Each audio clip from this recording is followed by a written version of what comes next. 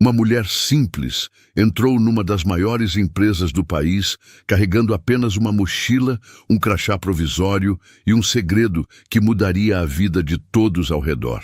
Mas quando o chefe arrogante decidiu demiti-la na frente de todos, ele não imaginava que estava despedindo a pessoa mais importante daquele lugar.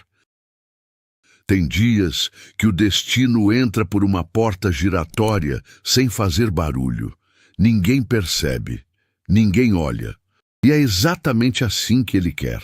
Naquela manhã, o sol ainda mal tinha aquecido as calçadas de vidro e concreto do centro financeiro da cidade, quando uma mulher atravessou a entrada principal do Grupo Santos com uma mochila no ombro, um crachá provisório pendurado no pescoço e uma expressão que não revelava absolutamente nada.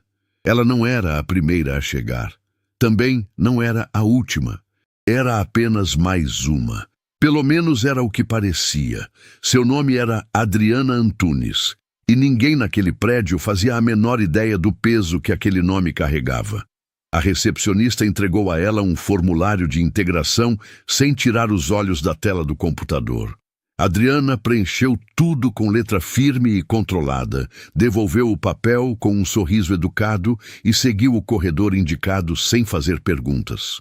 Ela já sabia o caminho, conhecia cada detalhe daquele prédio, a curvatura do corredor no terceiro andar, o barulho específico que o elevador central fazia antes de abrir as portas, o cheiro de café que vinha da copa às 8:30 da manhã. Conhecia tudo isso, não porque alguém tivesse contado. Conhecia porque havia passado meses estudando cada centímetro daquele lugar antes de dar o primeiro passo. Adriana Antunes não havia chegado ali por acaso, mas por enquanto ninguém precisava saber disso. A sala de integração era ampla, com janelas que davam para a cidade lá embaixo, uma cidade que parecia pequena dali de cima, como se o Grupo Santos existisse num mundo acima de todos os outros. Talvez fosse essa a intenção. Havia outros 9 funcionários novos, sentados em volta da mesa. Adriana escolheu uma cadeira no canto perto da janela e colocou a mochila no chão com cuidado. Enquanto os outros se apresentavam com aquela energia nervosa, característica de quem quer causar boa impressão, ela ficou quieta, observando. Observar era algo que Adriana fazia melhor do que qualquer outra coisa. Ela viu a insegurança no sorriso largo do rapaz, que falou alto demais ao se apresentar. Viu a ambição disfarçada de entusiasmo na moça que mencionou o próprio currículo 2 vezes, sem que ninguém tivesse perguntado. Viu a resignação nos olhos do homem mais velho que claramente precisava daquele emprego mais do que queria. E viu também a assistente que entrou pela porta dos fundos carregando uma pilha de pastas. Uma mulher de olhar atento, movimentos precisos e uma competência silenciosa que Adriana reconheceu imediatamente. Cláudia Maia. Adriana já sabia quem ela era. Havia pesquisado todos que trabalhavam próximos a Rafael Santos. Cláudia era a assistente pessoal dele havia anos. Leal, discreta, eficiente. O tipo de pessoa que sabe tudo sobre o chefe, mas não conta nada para ninguém. Por uma fração de segundo, os olhos das duas se encontraram. Cláudia desviou o olhar e saiu da sala. Mas Adriana notou que ela havia hesitado. Apenas um instante, como se algo naquela mulher sentada no canto tivesse chamado a atenção sem que ela conseguisse explicar por quê. A manhã passou devagar, como passam todas as manhãs em que se está esperando por algo. Adriana participou das apresentações institucionais, assinou os documentos necessários, fez as perguntas certas, nem de menos, para não parecer desinteressada, nem de mais, para não chamar atenção. Era uma linha tênue e ela a percorria com a precisão de quem havia ensaiado cada passo. Foi durante o intervalo do almoço que ele apareceu. Adriana estava no corredor do 4º andar, com um copo de água na mão, olhando pela janela para o movimento lá embaixo, quando ouviu passos rápidos e decididos, vindo em sua direção. O tipo de passo que faz as pessoas se afastarem automaticamente, sem saber por quê. Ela não se afastou. Rafael Santos passou pelo corredor como se o mundo inteiro fosse uma extensão do seu escritório. A cabeça levemente erguida, o olhar fixo no horizonte, o terno impecável e a expressão de quem não tem tempo para nada que não seja absolutamente essencial. Ele passou por Adriana sem olhar. Ela o acompanhou com os olhos, em silêncio. Havia algo perturbador naquele momento. Não pelo que aconteceu, mas pelo que não aconteceu. Rafael Santos havia passado a menos de 2 metros da mulher que tinha todos os motivos do mundo para destruí-lo e nem sequer havia percebido que ela existia. Adriana baixou o olhar para o copo de água na mão. As mãos estavam completamente firmes. Ela mesma se surpreendeu com isso. A tarde trouxe a primeira tarefa real. Uma análise preliminar de um projeto de expansão que o departamento estava desenvolvendo. Adriana recebeu o arquivo, abriu no computador e começou a ler. 3 minutos depois, ela havia identificado um erro grave nas projeções financeiras. Não era um erro pequeno. Era o tipo de erro que, se não fosse corrigido, custaria à empresa uma quantia considerável em poucos meses. Adriana releu os números 2 vezes para ter certeza. Estava certo, ou melhor, estava errado, profundamente errado. Ela fechou o arquivo, entrelaçou os dedos sobre a mesa e ficou parada por alguns segundos. Uma parte dela queria deixar o erro passar. Seria mais fácil, mais seguro, mais invisível. Mas Adriana Antunes não havia chegado até ali para ser invisível, havia chegado para ser inevitável. Ela abriu um novo documento e começou a digitar. No final do expediente, Cláudia Maia passou pela mesa de Adriana para recolher os documentos do dia e parou quando viu o relatório que ela havia produzido. 4 páginas de análise densa, precisa e completamente contrária às conclusões do projeto original. Cláudia leu a primeira página, depois a segunda. Levantou os olhos para Adriana com uma expressão que misturava surpresa com algo que talvez fosse respeito. "Você sabe que esse projeto foi aprovado pessoalmente pelo Rafael?" disse ela em voz baixa. Adriana encontrou o olhar dela, sem piscar. "Eu sei", respondeu simplesmente. Cláudia ficou parada por um momento, como se estivesse avaliando aquela resposta, avaliando aquela mulher, tentando entender o que havia por trás daquela calma que não parecia normal. "Posso levar isso para ele?" perguntou Cláudia, ainda segurando o relatório. "É para isso que foi escrito", disse Adriana. Cláudia pegou as folhas com cuidado, como se de repente elas pesassem mais do que deveriam, e saiu sem dizer mais nada. O prédio foi esvaziando aos poucos. As luzes dos andares foram apagando uma a uma, e o barulho da cidade lá fora foi tomando o lugar do movimento interno. Adriana foi a última do seu andar a sair. Pegou a mochila, desligou o computador, ajustou a cadeira exatamente como havia encontrado. Não por hábito, mas por cuidado. Ela sempre deixava tudo exatamente como havia encontrado. Era uma forma de existir sem deixar rastros, pelo menos por enquanto. No corredor vazio, ela parou em frente ao espelho ao lado do elevador. Olhou para si mesma por um longo momento. Viu o crachá com o nome dela pendurado no pescoço. Adriana Antunes, analista de projetos. E por um instante fugaz, aquela imagem a levou de volta. De volta ao pai. De volta à empresa que ele havia construído com as próprias mãos. De volta àquela manhã em que tudo havia desmoronado e ela havia jurado para si mesma, ainda com o chão frio sob os pés, que um dia voltaria. Não para destruir, para fechar.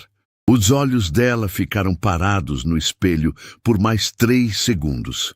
Depois, ela respirou fundo, pressionou o botão do elevador e sussurrou para o reflexo dela mesma com uma voz baixa que carregava anos inteiros de silêncio e determinação. Eu voltei. As portas do elevador abriram e Adriana Antunes entrou, deixando para trás apenas o eco daquelas 2 palavras, flutuando no corredor vazio como uma promessa que o destino já havia decidido cumprir. Existe um tipo de silêncio que não é ausência de barulho, é presença de tensão. E foi exatamente esse silêncio que tomou conta da sala de reuniões do Grupo Santos naquela manhã. Um silêncio denso, carregado, do tipo que faz as pessoas olharem para a mesa em vez de olharem umas para as outras. Adriana estava sentada no último lugar da fileira lateral, com o relatório na frente e as mãos unidas sobre ele. Tranquila, imóvel. Como alguém que já sabe o que vai acontecer e decidiu com antecedência como vai reagir.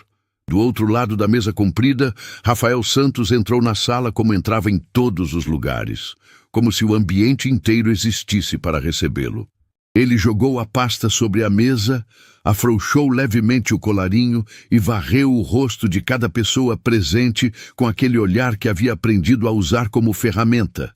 O olhar de quem avalia e já decidiu ao mesmo tempo. Quando seus olhos chegaram até Adriana, pararam por menos de um segundo, apenas o suficiente para registrar, funcionária nova, irrelevante, e seguiram em frente. A reunião havia sido convocada para apresentar os resultados do projeto de expansão, o mesmo projeto cujas projeções financeiras Adriana havia analisado no dia anterior.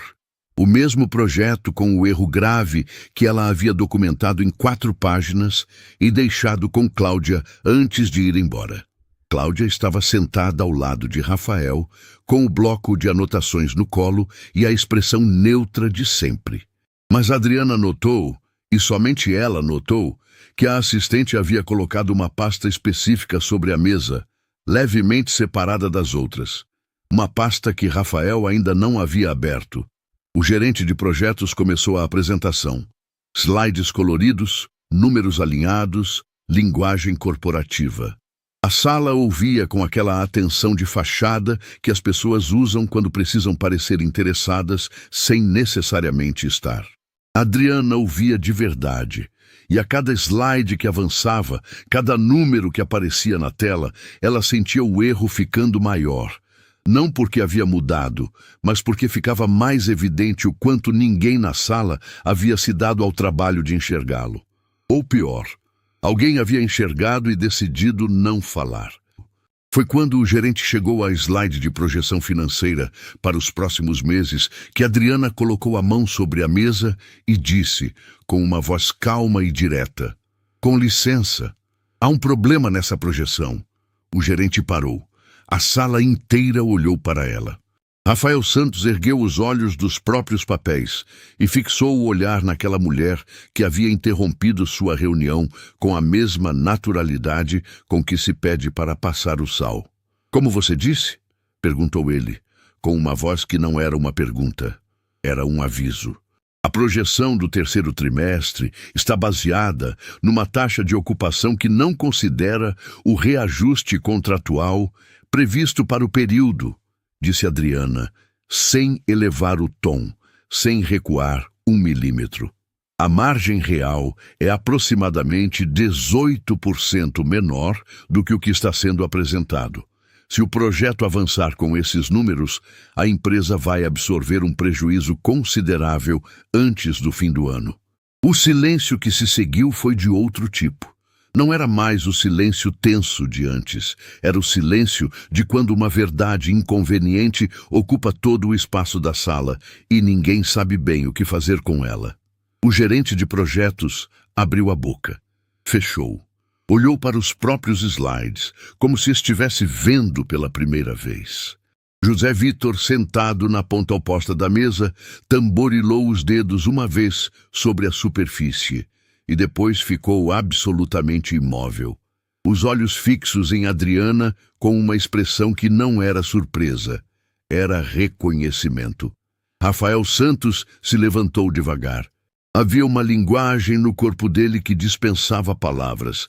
Cada centímetro de movimento comunicava algo, e naquele momento o que comunicava era inconfundível.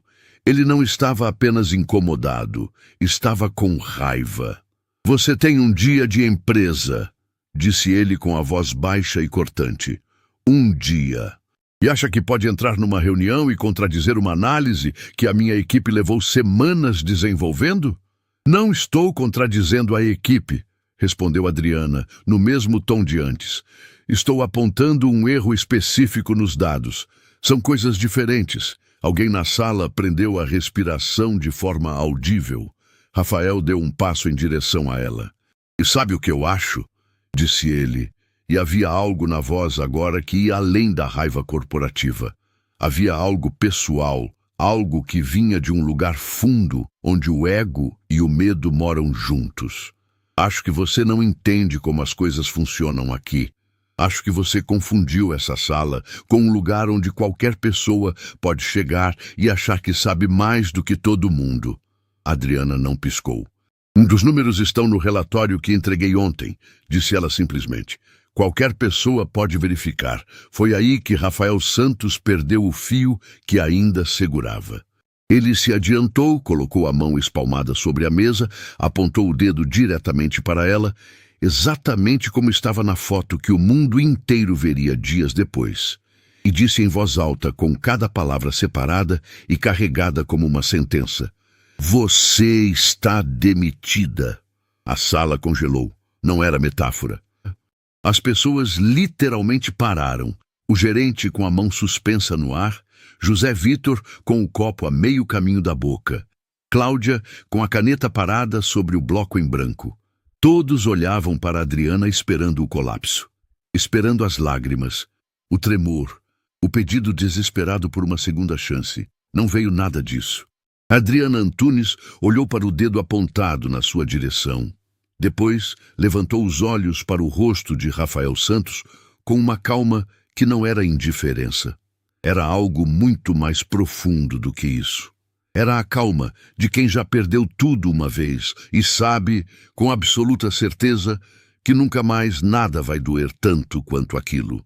Ela pegou o relatório sobre a mesa, colocou dentro da pasta com cuidado, fechou o zíper da mochila devagar, cada movimento deliberado, cada segundo daquele silêncio pertencendo a ela, e se levantou.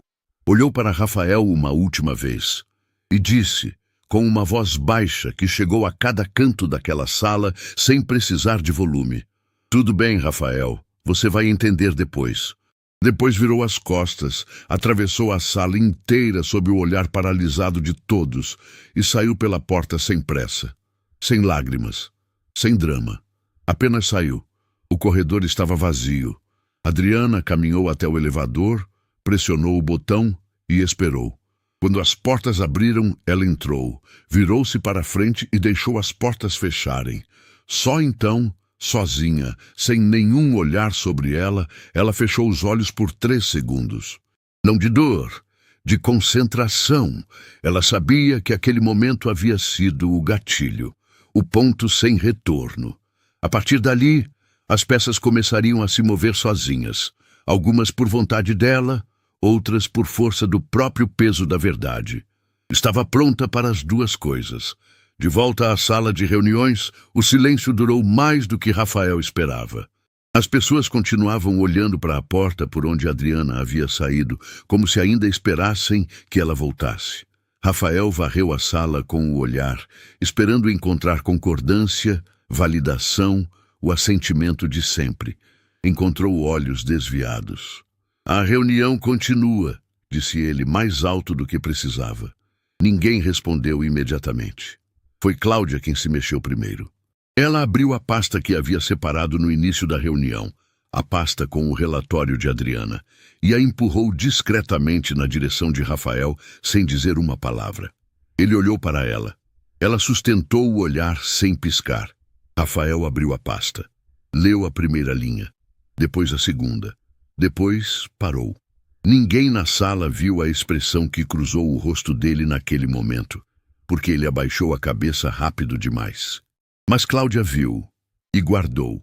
Do outro lado da mesa, José Vitor aguardou o momento em que todas as atenções estavam dispersas para pegar o celular discretamente abaixo da linha da mesa. Abriu uma conversa sem nome, digitou rápido. Foi demitida. O plano avança. Enviou, guardou o celular e levantou os olhos com o mesmo rosto de sempre. neutro, profissional, absolutamente indecifrável. Como se nada tivesse acontecido. Como se tudo estivesse exatamente dentro do previsto. E estava. Só que não do jeito que José Vitor imaginava. Há algo que as grandes empresas nunca conseguem controlar. Não é o mercado. Não é a concorrência. Não é nem mesmo a opinião dos acionistas. É o sussurro. Aquele murmúrio baixo que começa num canto, passa por uma mesa, dobra um corredor e antes que alguém perceba, já tomou conta de cada andar do prédio como fumaça por baixo de uma porta fechada. E naquela manhã, o sussurro tinha um nome: Adriana Antunes. Tudo começou com Rogério, um analista que trabalhava no Grupo Santos havia mais de uma década e que, diferente da maioria, tinha o hábito de prestar atenção nas pessoas antes de prestar atenção nos números. Rogério havia estado na reunião, havia visto a demissão, havia visto Adriana sair e havia visto algo nos olhos dela que não conseguia identificar. Não era medo, não era raiva, não era aquela expressão devastada que as pessoas costumam ter quando perdem o emprego na frente de todos. Era outra coisa, uma coisa que ficou rodando na cabeça dele o resto da manhã, até que, no intervalo do almoço, ele abriu o computador e digitou o nome dela no buscador, quase sem perceber o que estava fazendo.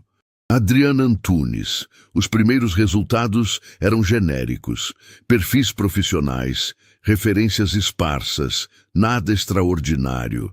Mas Rogério foi descendo a página, e foi na quarta ou quinta entrada que ele parou. Era um artigo antigo, o tipo de matéria que os portais de notícia publicam e depois esquecem, mas que o tempo preserva como uma fotografia guardada numa gaveta. A manchete dizia: empresa familiar perde tudo após desvio de sócio. Família fica sem patrimônio após décadas de trabalho. Rogério clicou. Abriu a página. E no meio do texto, entre nomes e datas e detalhes jurídicos que ele mal processou, havia uma foto. Uma foto de uma jovem de pé na frente de uma empresa, ao lado de um homem mais velho de sorriso largo e olhos cansados. Orgulhoso como só um pai pode ser orgulhoso. Abaixo da foto, uma legenda simples: Adriana e seu pai, seu Benedito Antunes, fundador da Antunes em Filhos, meses antes da falência. Rogério olhou para a foto por um longo tempo. Depois olhou para o nome da empresa que aparecia ao longo do artigo. A empresa que havia absorvido os contratos da Antunes em Filhos após a falência, a empresa que havia crescido de forma meteórica nos anos seguintes com aqueles mesmos contratos como base. O nome era diferente na época, mas Rogério conhecia aquele nome. Todo mundo conhecia. Era o nome que estava gravado na fachada do prédio, onde ele trabalhava há mais de 10 anos. Ele fechou o computador devagar. Ficou parado. As mãos sobre a mesa não tremiam. Mas ele precisou olhar para elas 2 vezes para ter certeza. Cláudia Maia não havia almoçado. Havia ficado na mesa com uma xícara de café que já estava fria e o relatório de Adriana aberto na frente. Não porque precisasse reler, mas porque não conseguia parar de reler. Cada número estava certo. Cada projeção estava fundamentada. Cada nota de rodapé apontava para uma fonte verificável. Adriana havia produzido aquilo no seu primeiro dia de trabalho. Cláudia havia trabalhado com Rafael Santos por anos o suficiente para reconhecer competência extraordinária quando via. E o que estava naquelas 4 páginas não era apenas competência.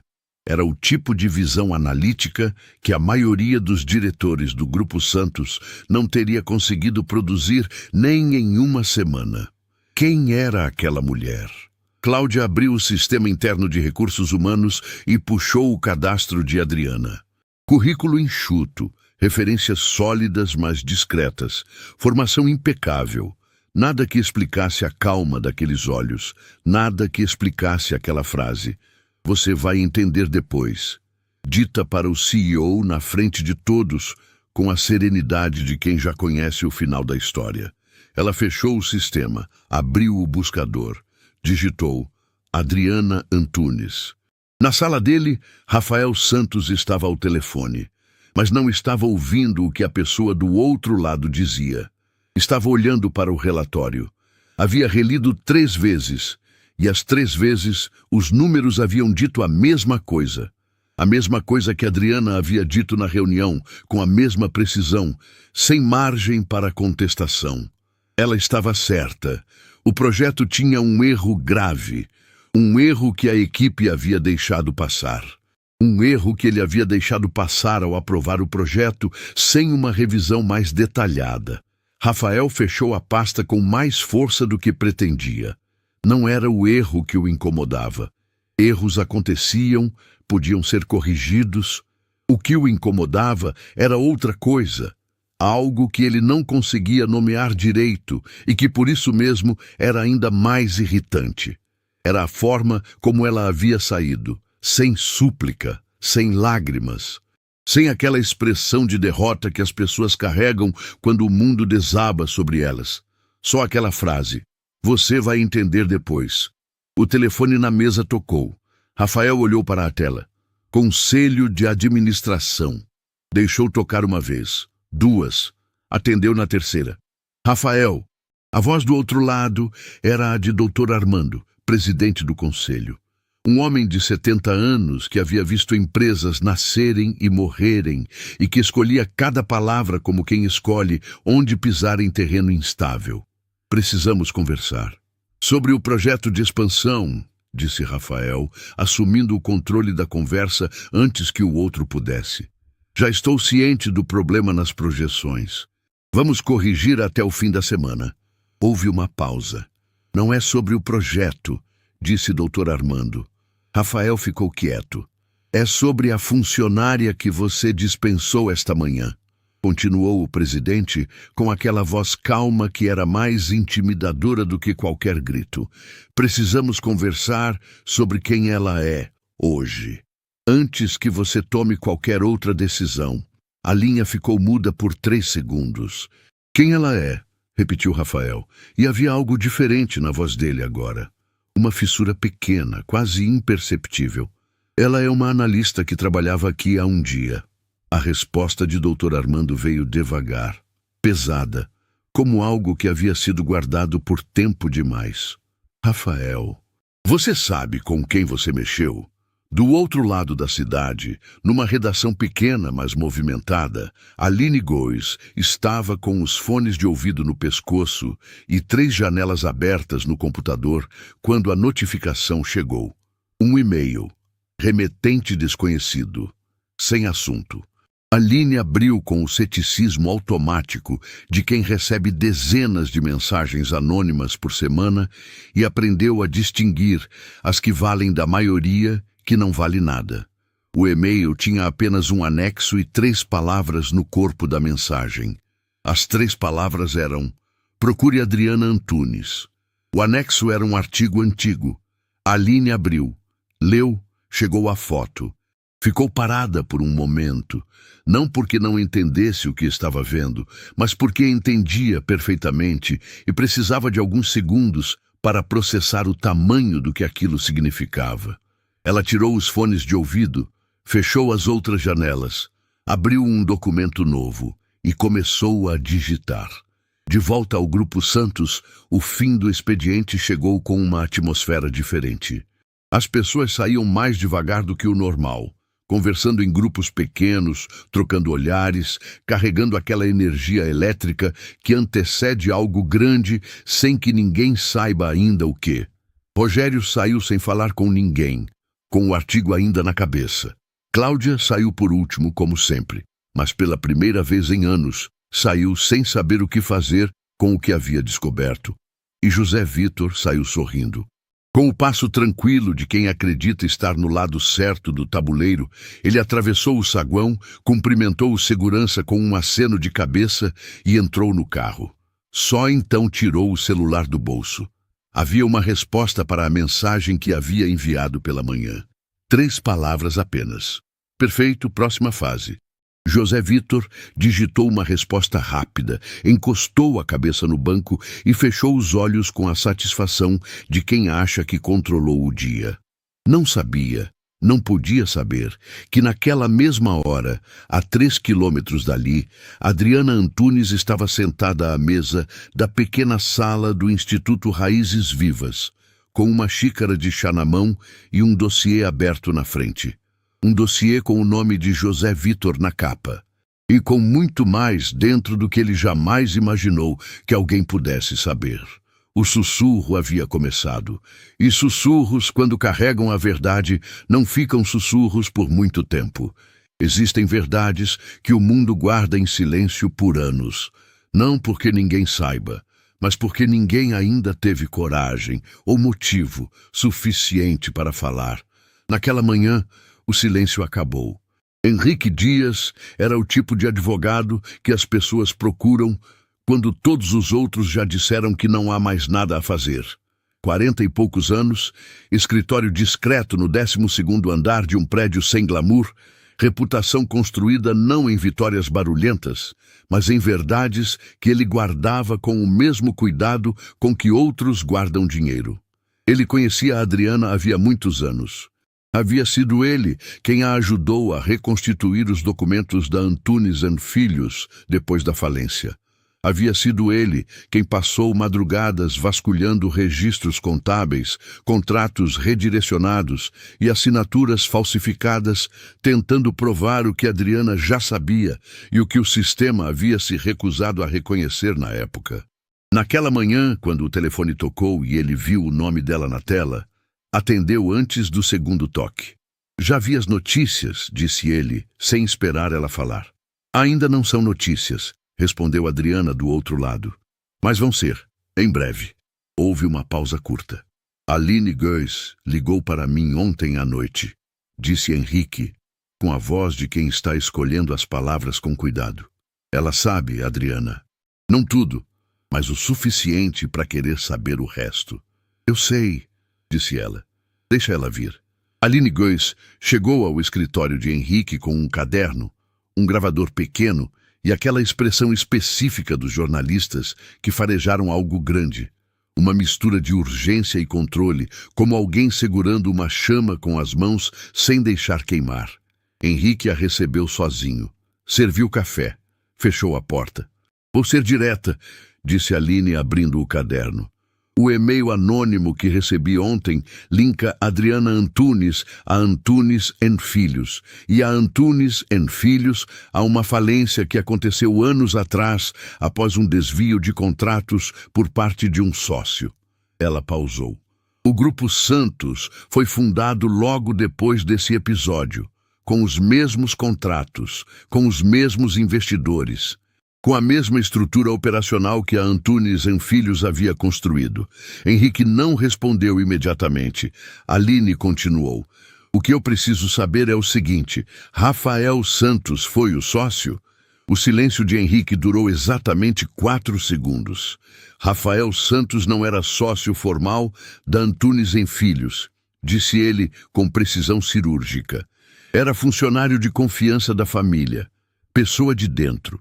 Alguém que conhecia cada contrato, cada investidor, cada detalhe operacional, porque seu Benedito Antunes confiava nele como se fosse da família.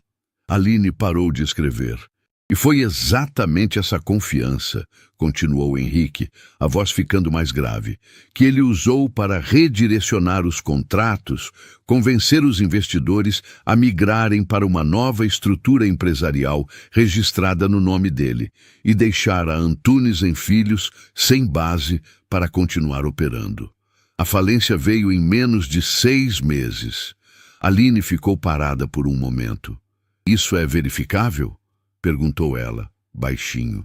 Henrique abriu a gaveta da mesa e colocou sobre ela uma pasta grossa, desgastada nas bordas pelo tempo e pelo manuseio de quem a havia aberto e fechado mais vezes do que conseguia contar. Cada página dessa pasta é verificável, disse ele. Aline olhou para a pasta. Olhou para Henrique. Porque vocês nunca foram a público com isso antes. Henrique encostou no espaldar da cadeira e cruzou os braços, não com arrogância, mas com o peso de quem carrega uma resposta que dói. Porque Adriana não queria. Ele pausou. Não ainda. Do outro lado da cidade, Rafael Santos estava numa reunião com o conselho que havia pedido para acontecer a portas fechadas. Dr. Armando estava na cabeceira. Os outros 5 membros do conselho estavam distribuídos ao redor da mesa com expressões que Rafael conhecia bem. Não eram expressões de apoio, eram expressões de avaliação. O tipo de olhar que as pessoas usam quando ainda não decidiram de que lado vão ficar. Queremos entender o que aconteceu ontem, disse Dr. Armando, com aquela calma que Rafael havia aprendido a temer mais do que qualquer explosão. Uma funcionária foi dispensada após comportamento inadequado em reunião, disse Rafael com a voz firme. Procedimento padrão. Comportamento inadequado. Dr. Armando repetiu as palavras devagar, como se estivesse testando o peso delas. Ela apontou um erro grave numa projeção financeira aprovada por você. Isso é o que está nos registros da reunião. Rafael não respondeu. O erro existe, Rafael? Perguntou um dos conselheiros. Uma pausa de 2 segundos que durou uma eternidade. Existe, disse Rafael. Já estamos corrigindo. O silêncio que se seguiu foi do tipo que não precisa de palavras para comunicar exatamente o que está sendo pensado. Foi Dr. Armando quem quebrou.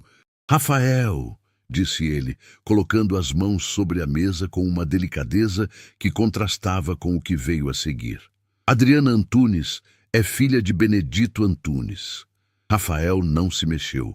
Fundador da Antunes em Filhos, continuou o presidente do conselho, a voz baixa e direta como um bisturi.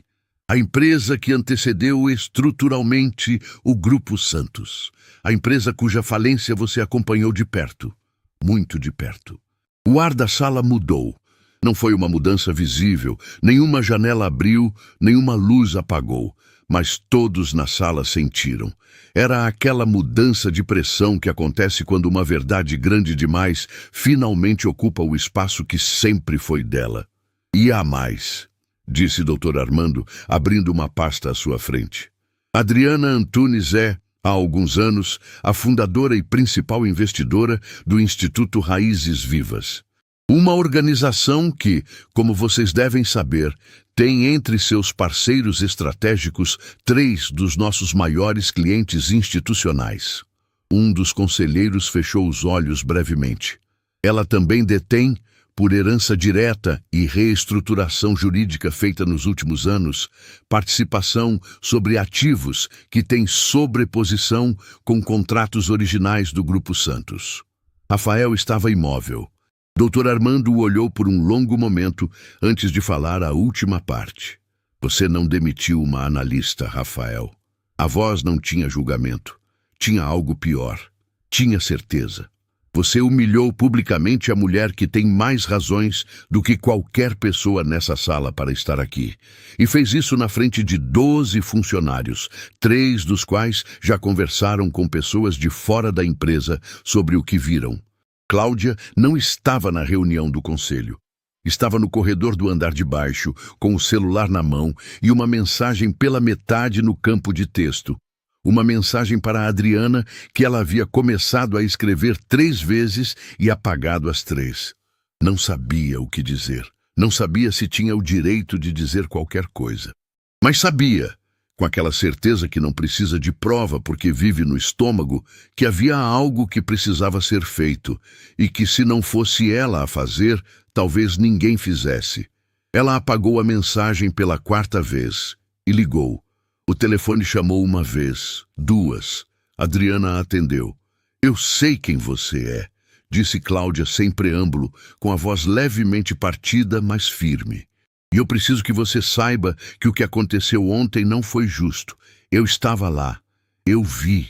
Do outro lado da linha, Adriana ficou em silêncio por um momento. Eu sei que você estava lá, Cláudia, disse ela, com uma gentileza que não era condescendência. Era reconhecimento genuíno. E eu sei que você mostrou o relatório para ele. Cláudia fechou os olhos. Por que você voltou? Perguntou ela, a voz saindo menor do que pretendia. A resposta de Adriana veio devagar. Não porque ela hesitou, mas porque algumas respostas merecem o espaço que ocupam.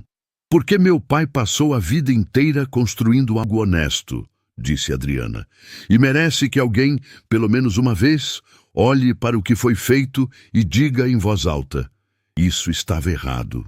Cláudia não respondeu. Não porque não tinha o que dizer, mas porque a garganta não deixou. Naquela mesma tarde, Aline Goes publicou o primeiro texto. Não era a história completa, era apenas o começo. Uma pergunta feita em público com evidências suficientes para que ninguém pudesse ignorar.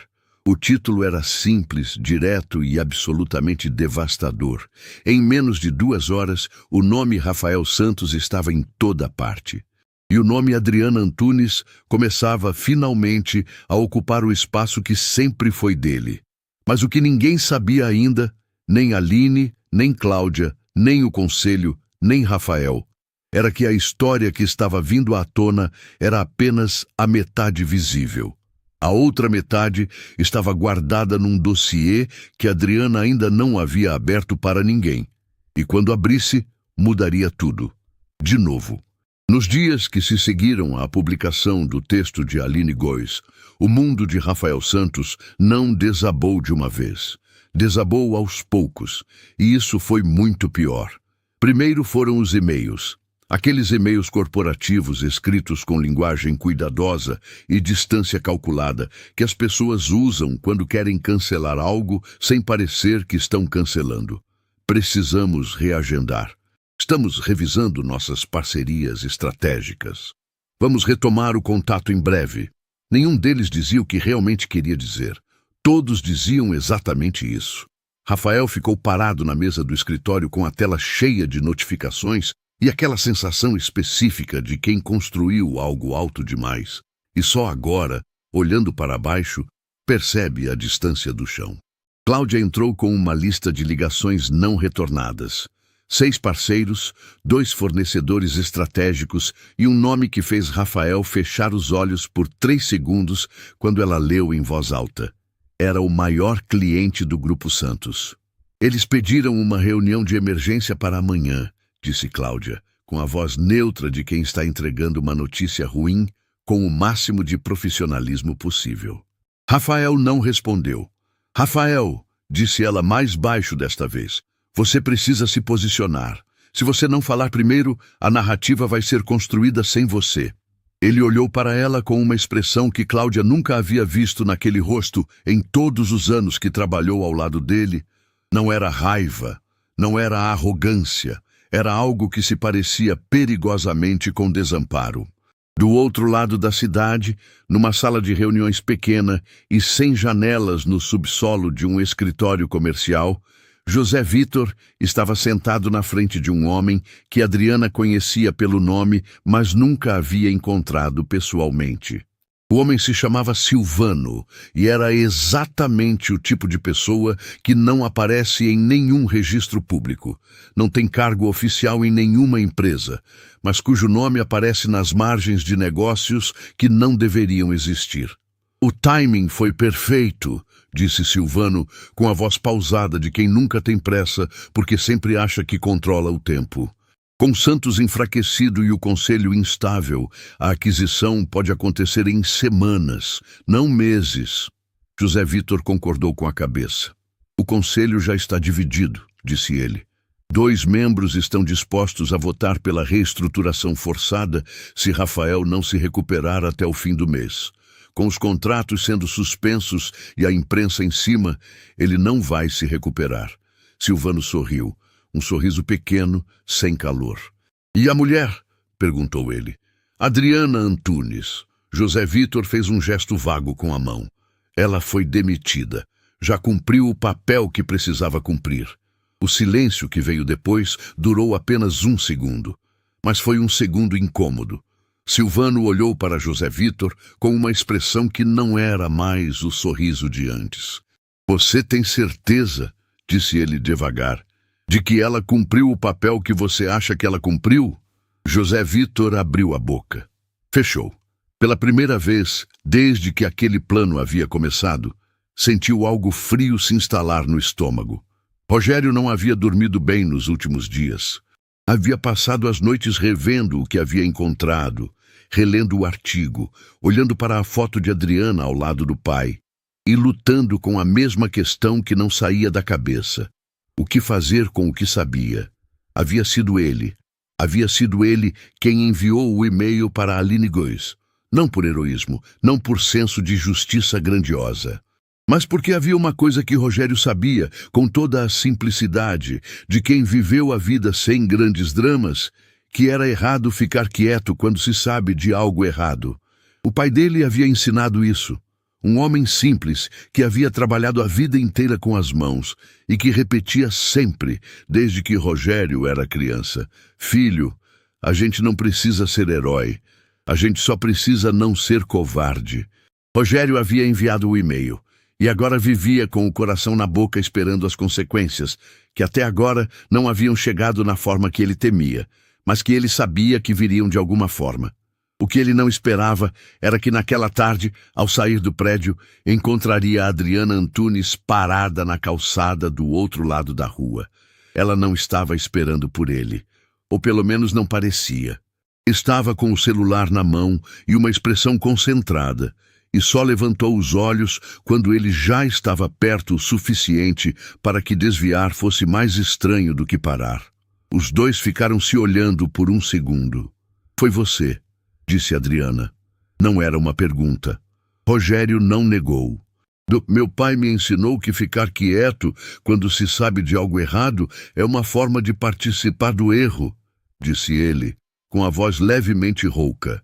Eu não quis participar.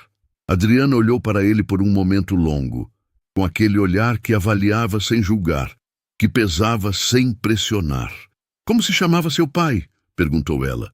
Rogério piscou sem entender por que aquela era a pergunta. Seu Geraldo, disse ele. Adriana assentiu devagar, como se aquele nome confirmasse algo. Obrigada, Rogério, disse ela simplesmente, e seguiu em frente. Cláudia chegou ao bairro Serramar no final da tarde. Havia pedido o endereço para Henrique Dias, que havia dado sem perguntar por quê, como se soubesse que era necessário, como se soubesse que Cláudia precisava ver com os próprios olhos antes de entender com a própria cabeça. A casa de Dona Madalena era pequena, bem cuidada, com vasos de flores na janela e uma cadeira de balanço na varanda que parecia ter sido usada tantas vezes que havia tomado a forma exata do corpo de quem sempre sentava nela. Dona Madalena abriu a porta antes que Cláudia tivesse terminado de bater. Era uma mulher de cabelos brancos, olhos escuros e vivos, e aquela postura específica das pessoas que sofreram muito e decidiram em algum ponto da vida que o sofrimento não teria a última palavra. Eu sei quem você é, disse ela, com uma voz calma que tinha textura de quem reza todo dia. Adriana me falou de você. Entre. A sala era simples. Uma mesa, algumas cadeiras, uma estante com fotos. Cláudia olhou para as fotos sem conseguir evitar e parou numa específica. Uma foto de uma menina de talvez 12 anos, com um sorriso que ocupava o rosto inteiro, sentada no colo de um homem de mãos grandes e olhos idênticos aos dela. É ela? Perguntou Cláudia baixinho. É ela, disse Dona Madalena, chegando ao lado dela com 2 xícaras de chá. E esse é o Benedito, o pai dela. Cláudia ficou olhando para a foto por um tempo que não conseguiu medir. Como foi? Perguntou ela, e a pergunta era pequena, mas carregava tudo. Dona Madalena sentou devagar, colocou as mãos no colo e ficou em silêncio por um momento. Não o silêncio de quem não quer responder, mas o silêncio de quem está escolhendo por onde começar uma história que dói em todo lugar. O Benedito não era um homem de muitos bens, disse ela por fim, mas era um homem de muita honra. Passou a vida inteira construindo aquela empresa com as próprias mãos, contrato por contrato, cliente por cliente. Tratava cada funcionário como família. Ela pausou. Inclusive aquele que destruiu tudo. Cláudia não disse nada. Quando a empresa faliu, continuou Dona Madalena, a voz firme, mas com uma fissura pequena que aparecia e desaparecia. O Benedito não conseguiu entender. Não era o dinheiro, era a traição. Era não conseguir entender como alguém que ele tratou como filho pôde fazer aquilo. Ela olhou para as mãos. Ele adoeceu depressa e foi embora antes de ver a Adriana se reerguer. O silêncio que se seguiu era do tipo que não deve ser preenchido com palavras. Cláudia sentiu o calor subir no rosto e piscou mais rápido do que precisava. "E a Adriana?", disse Dona Madalena, levantando os olhos com uma expressão que era ao mesmo tempo dor e orgulho imenso.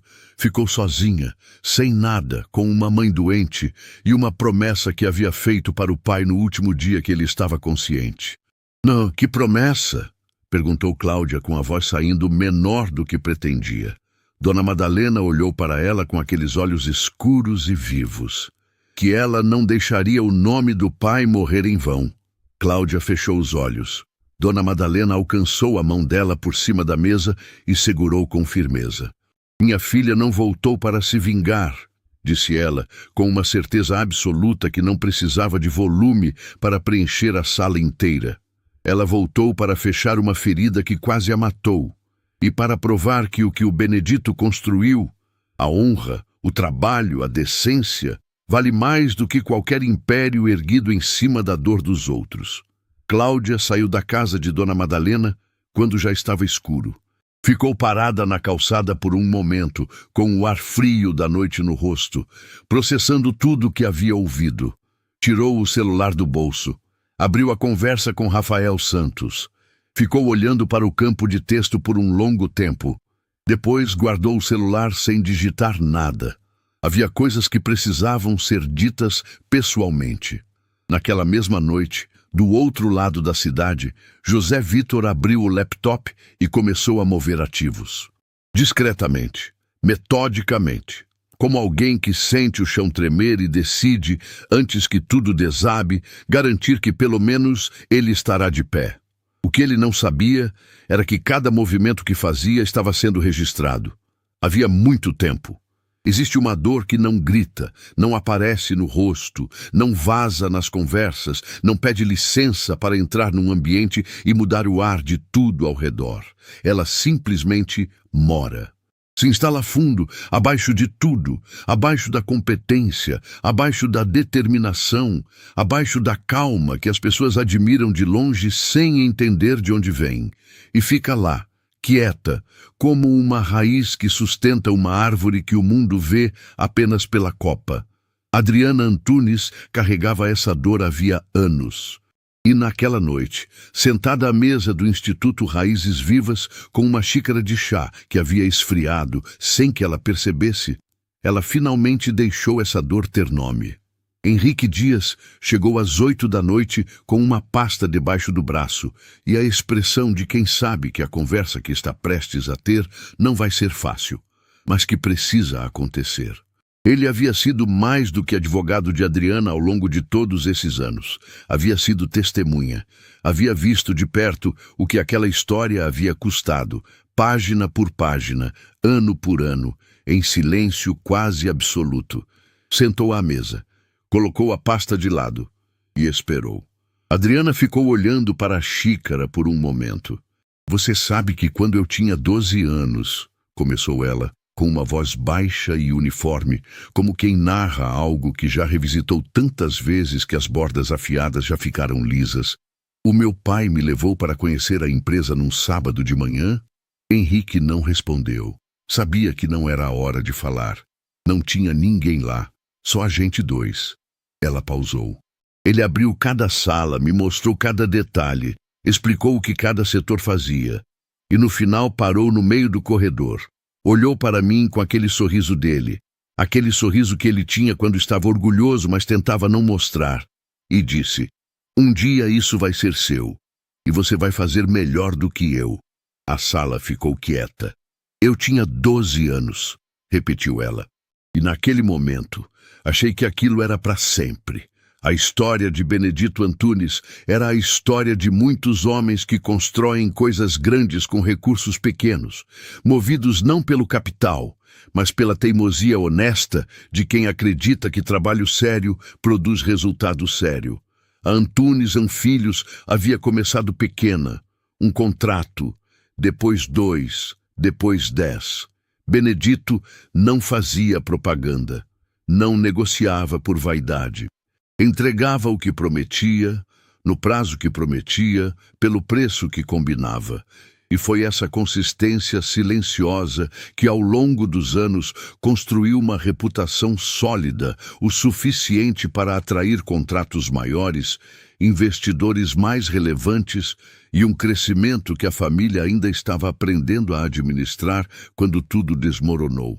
Rafael Santos havia chegado indicado por um parceiro de confiança.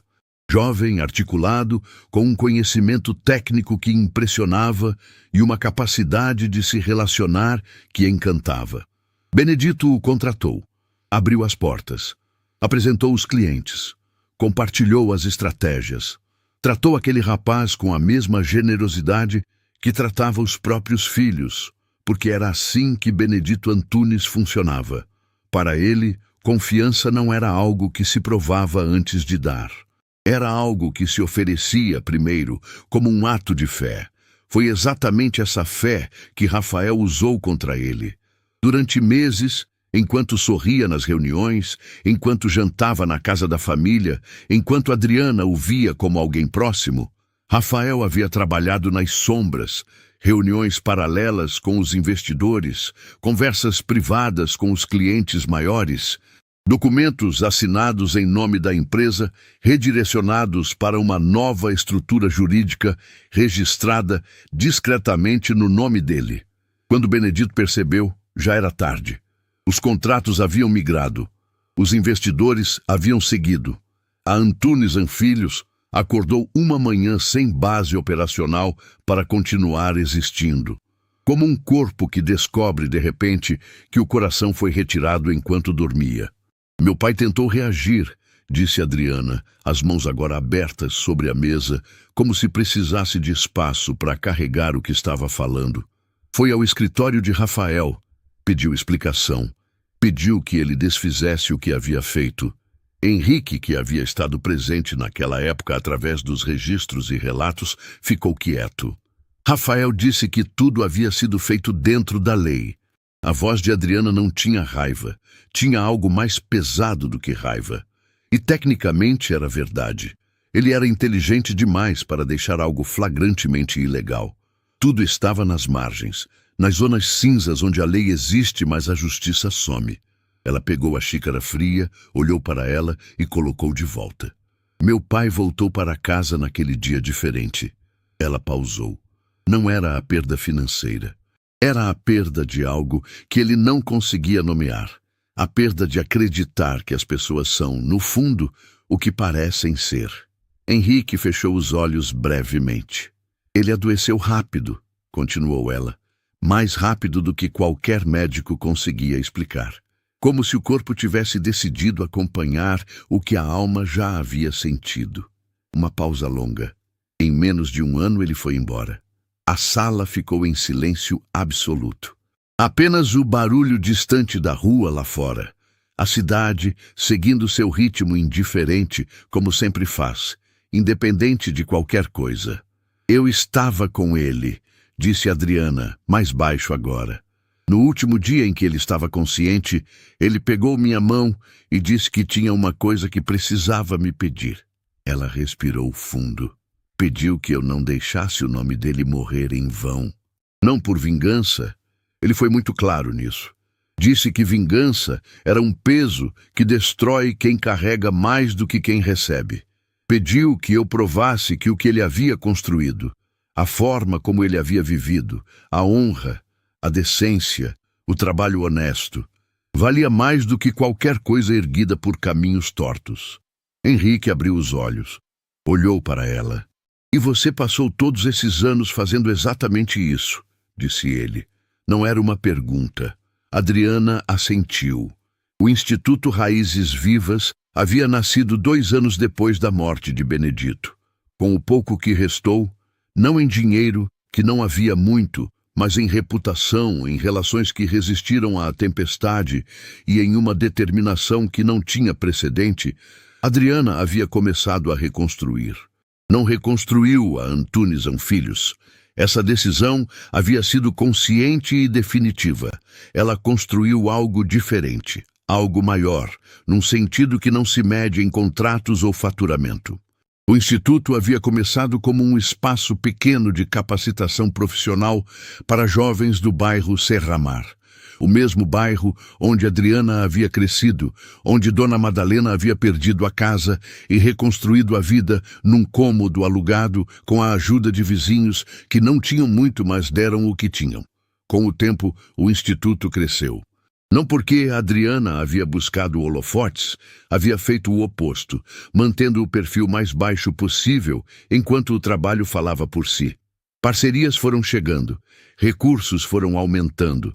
O nome do Instituto foi se espalhando nos círculos certos, não pelos corredores corporativos onde Rafael Santos transitava, mas pelos lugares onde decisões reais sobre comunidades reais eram tomadas. E foi nesses lugares que Adriana havia construído, em silêncio e ao longo de anos, uma rede de relações que nenhum dinheiro compra e nenhuma arrogância desfaz. Você podia ter ido a público anos atrás, disse Henrique por fim. Com o que tínhamos, você podia ter exposto tudo muito antes. Adriana olhou para ele. Eu sei, disse ela. Por que não foi? Ela ficou em silêncio por um momento, um silêncio pensativo, não evasivo. Porque eu precisava ter certeza, disse ela por fim, de que quando isso viesse à tona, não pareceria vingança. Precisava que o mundo visse a diferença entre uma mulher destruindo um homem e uma verdade finalmente ocupando o lugar que sempre foi dela. Henrique ficou olhando para ela. E agora você tem essa certeza? Adriana levantou os olhos para ele. E neles havia algo que não era triunfo, não era alívio, não era nenhuma das emoções que as pessoas geralmente associam ao momento em que uma longa espera chega ao fim. Era paz, uma paz trabalhada, conquistada, centímetro por centímetro, ao longo de anos de silêncio e reconstrução. Agora eu tenho, disse ela. Henrique assentiu devagar. Depois olhou para a pasta que havia trazido, a pasta com o dossiê sobre José Vitor, e a empurrou suavemente na direção dela. Então está na hora, disse ele. Adriana colocou a mão sobre a pasta. Não a abriu imediatamente. Ficou com a mão sobre ela por um momento, como quem se despede de algo antes de dar o passo seguinte, como quem sabe que depois daquele passo, nada mais será como antes. Depois, abriu. Naquela mesma noite, Rafael Santos estava sozinho no escritório escuro, sem a armadura do terno, sem as palavras certas, sem o peso da arrogância que havia carregado por anos como se fosse proteção. Apenas um homem, uma sala vazia e o silêncio pesado de quem começa finalmente a entender o tamanho do que fez. E pela primeira vez em muito tempo, talvez pela primeira vez, desde aquela traição que ele havia convencido a si mesmo de que era apenas negócios, Rafael Santos não conseguiu fugir de si mesmo. Não havia para onde ir. Algumas histórias terminam com explosão, com barulho, com confronto, com um momento em que tudo desaba de uma vez e o mundo para assistir. Mas as histórias que realmente mudam as pessoas, as que ficam depois que o som some, as que o público carrega para casa sem perceber, essas terminam diferente. Terminam com verdade. 2 semanas depois da noite em que Rafael Santos ficou sozinho num escritório escuro, sem para onde fugir, Cláudia Maia chegou antes de todo mundo ao Grupo Santos. Não era incomum, ela sempre chegava cedo. Mas naquela manhã, havia algo diferente no jeito com que ela atravessou o saguão, subiu no elevador e caminhou até a sala de Rafael com uma pasta na mão e uma decisão tomada que havia custado noites de sono e dias de silêncio para se formar. Ela bateu na porta. Entre, disse a voz do outro lado, mais baixa do que costumava ser, mais cansada. Rafael estava de pé perto da janela, olhando para a cidade lá embaixo. O mesmo gesto de sempre, mas com um peso completamente diferente. As semanas anteriores haviam deixado marca. Não no terno, não na postura, mas nos olhos. Havia algo nos olhos dele que não estava lá antes da demissão de Adriana. Algo que se parecia com a consciência chegando atrasada, como sempre chega, e cobrando tudo de uma vez. Cláudia colocou a pasta sobre a mesa. "O que é isso?" perguntou ele. "É o que você deveria ter lido no primeiro dia em que o nome dela chegou até você", disse ela, com uma voz firme e gentil ao mesmo tempo. A voz de quem respeita, mas não recua. "É a história completa de Adriana Antunes. Henrique Dias me autorizou a trazer." Rafael olhou para a pasta por um longo momento. Depois olhou para Cláudia. "Você sabia", disse ele. "Não era acusação, era constatação." "Descobri junto com todos", respondeu ela. "Mas diferente de todos, eu estava lá quando você apontou o dedo para ela." Uma pausa. "E eu não fiz nada." O silêncio entre os dois durou o tempo necessário para que aquela frase pousasse onde precisava pousar. "Ela aceitou se encontrar com você", disse Cláudia por fim. "Hotel Grandeur, hoje à tarde. Sala reservada no 10º andar." Rafael fechou os olhos brevemente. "Por que ela aceitaria me ver?" Cláudia pegou a pasta, abriu na última página e virou na direção dele. Era uma carta, manuscrita, com a letra firme e controlada que ele havia aprendido a reconhecer naqueles poucos dias em que Adriana havia trabalhado no Grupo Santos. Ele leu, não em voz alta. Mas Cláudia viu, pelo movimento dos olhos e pela forma como a mandíbula dele se contraiu no meio da leitura, exatamente onde a carta havia chegado fundo. O Hotel Grandeur tinha aquela arquitetura que tenta impressionar sem parecer que está tentando. Mármore discreto, luz indireta, silêncio cuidadosamente mantido por paredes grossas e carpetes que absorviam cada passo. Adriana chegou primeiro. Sentou à mesa da sala reservada do 10º andar com uma xícara de café na frente e o dossiê sobre José Vitor fechado ao lado. Não como ameaça visível, mas como presença. Como lembrete de que ela não estava ali de mãos vazias nem de coração vazio. Henrique Dias estava sentado 2 andares abaixo no lobby com o telefone na mão. Presente sem estar presente. Porque Adriana havia pedido isso. Queria aquele encontro a sós. Rafael chegou pontualmente. Entrou na sala sem a armadura habitual, sem a entrada calculada, sem o olhar que avalia antes de cumprimentar. Entrou como um homem que havia lido uma carta naquela manhã e ainda estava, horas depois, processando o que havia lido. Sentou na cadeira do outro lado da mesa. Por um momento, nenhum dos dois falou. Era um silêncio diferente de todos os silêncios que haviam existido entre eles até então. Não era o silêncio da reunião, carregado de tensão e hierarquia. Não era o silêncio do corredor, onde ele havia passado sem vê-la. Era o silêncio de 2 pessoas que carregam uma história em comum e ainda não sabem por qual ponta começar a segurá-la. Foi Rafael quem falou primeiro. "Eu sabia quem você era", disse ele, direto, sem preâmbulo. "Desde antes do processo seletivo. Eu vi o currículo e reconheci o nome." Adriana não demonstrou surpresa. "Já sabia. E mesmo assim, você me contratou", disse ela. "Eu precisava saber o que você queria", disse ele, com uma honestidade que parecia custar algo. "Precisava entender se você havia voltado para destruir ou para outra coisa."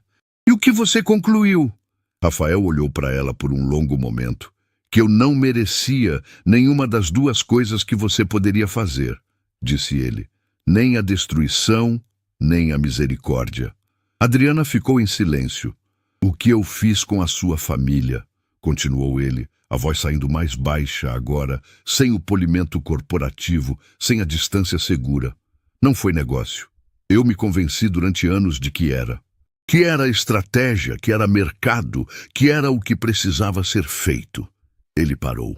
mas na noite em que fiquei sozinho naquele escritório, pela primeira vez não consegui mais acreditar nisso.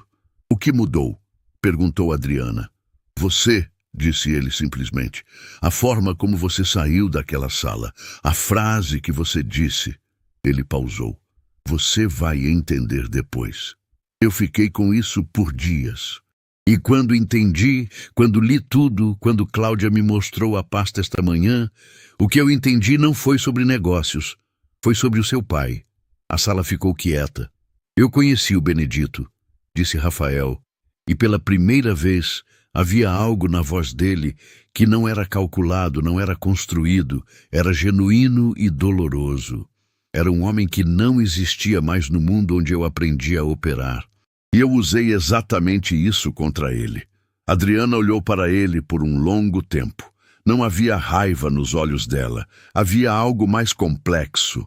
O tipo de coisa que só existe em pessoas que sofreram de verdade e escolheram conscientemente não deixar o sofrimento definir quem são. Ela empurrou o dossiê na direção dele. Isso é sobre José Vitor, disse ela. Desvio sistemático de recursos do Grupo Santos ao longo de anos. Ele e um intermediário chamado Silvano planejavam usar o enfraquecimento da sua empresa, causado pela exposição pública, para forçar uma aquisição forçada. Você seria responsabilizado pelos desvios dele. Rafael olhou para o dossiê. Por que você está me mostrando isso? Era a pergunta que todos estavam esperando. A pergunta que Cláudia havia feito a Dona Madalena. A pergunta que Aline Gois havia feito a Adriana. A pergunta que o mundo inteiro faria quando soubesse. Adriana respondeu com a mesma clareza com que fazia tudo. Porque meu pai não me ensinou a destruir, disse ela. Me ensinou a fazer o que é certo e deixar que você fosse responsabilizado por crimes que não cometeu não seria certo, independente do que você fez. Rafael ficou parado. Isso não significa que o que você fez está resolvido, continuou ela, sem deixar que o silêncio criasse uma conclusão que não existia. Significa que cada coisa responde pelo que é. José Vitor responde pelo que fez. Você responde pelo que fez, e eu escolho como vivo com o que me fizeram.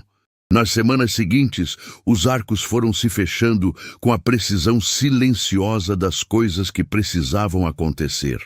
José Vitor foi afastado do Grupo Santos após Adriana entregar o dossiê às autoridades competentes.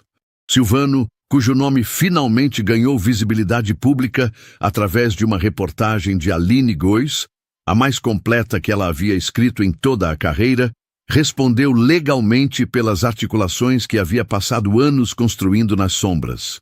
A reportagem ganhou repercussão nacional e o nome de Aline passou a ser associado ao jornalismo que importa. Aquele que não apenas conta histórias, mas muda o que precisa ser mudado. Dr. Armando conduziu pessoalmente a reestruturação do Conselho do Grupo Santos, implementando camadas de governança que deveriam ter existido desde o início. Em sua primeira fala pública após o processo, citou, sem nomear, a coragem de quem escolhe fazer o certo quando seria mais fácil fazer o conveniente. Cláudia Maia assumiu um papel de liderança na nova estrutura da empresa, não por indicação de Rafael, mas por votação do Conselho, que havia observado com atenção a forma como ela havia navegado aquela crise com integridade em cada decisão. E Rafael Santos, o homem que havia construído um império sobre fundações erradas e passado anos sem perceber o custo real disso, começou pela primeira vez a trabalhar de uma forma que não reconhecia, mas que, estranhamente, parecia mais sustentável do que tudo que havia feito antes. Num sábado de manhã, Rafael Santos chegou ao bairro Serramar, sem terno, sem agenda, sem a linguagem corporal de quem chega para negociar. Bateu na porta da casa de Dona Madalena. Ela abriu. Olhou para ele por um momento, com aqueles olhos escuros e vivos que haviam visto coisa demais para se impressionar com aparências, e disse apenas, eu estava esperando. Entraram, sentaram, E por um longo tempo, Rafael Santos ouviu mais do que falou. Talvez pela primeira vez na vida. Quando saiu, horas depois, havia algo diferente nele que não tinha nome certo. Não era perdão. Esse não era de Dona Madalena para dar ou não dar naquele dia. Era algo anterior ao perdão. Era o primeiro passo na direção de merecê-lo. Adriana não estava em Serra-Mar naquele sábado. Estava em outro lugar, num voo, com a janela do avião à sua esquerda e o céu claro lá fora, indo em direção a um compromisso que havia agendado meses antes e que agora, finalmente, chegava num momento diferente do que havia imaginado quando marcou. Ela havia sido convidada para falar numa conferência internacional sobre desenvolvimento social. Não como filha de alguém, não como herdeira de uma história, mas como fundadora do Instituto Raízes Vivas, reconhecido naquele ano como uma das iniciativas mais impactantes do país. No caderninho que levava sempre na mochila, havia uma única linha escrita na primeira página, a mesma linha que estava na carta que havia deixado para Rafael semanas antes. A carta que Cláudia havia encontrado sobre a mesa. A carta que havia feito a mandíbula de Rafael se contrair no meio da leitura. Uma linha que seu Benedito havia dito para ela naquela tarde de sábado, quando ela tinha 12 anos e ele a levou para conhecer a empresa pela primeira vez. O que você constrói com honra, minha filha, ninguém tem poder de tirar de você, porque não fica nos contratos, fica em quem você é. Adriana olhou pela janela para o céu lá fora, fechou o caderninho. Respirou. E pela primeira vez em muitos anos, a ferida não doeu. Estava fechada.